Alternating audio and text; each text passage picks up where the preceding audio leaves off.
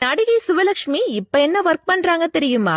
90s கிட்ஸ்களோட favourite ஹீரோயினான Suvalakshmi இப்ப என்ன செய்துட்டு இருக்காங்கங்கிற தகவல் வெளியாயிருக்கு. 1995ல ஆசை படத்துல அஜித்துக்கு ஜோடியா நடிச்ச இவங்களோட கியூட்னஸ், இன்னசென்ஸ், ஹோம்லி லுக் ரசிகர்களை அப்படியே இம்ப்ரெஸ் பண்ணிடுச்சு.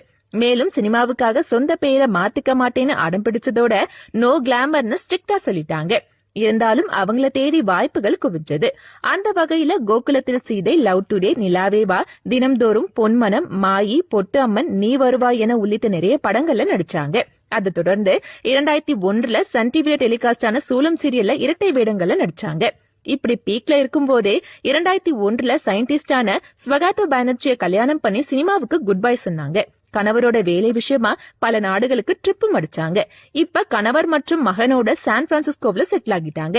மேலும் சினிமாவில ரீஎன்ட்ரி கொடுக்க வீடு தேடி வந்த பல வாய்ப்புகளை வேண்டாம்னு சொன்ன சுவலட்சுமி இப்ப சான் பிரான்சிஸ்கோவில இருக்கிற ஒரு யூனிவர்சிட்டியில பேராசிரியராக ஒர்க் பண்றதா தகவல் வெளியாயிருக்கு.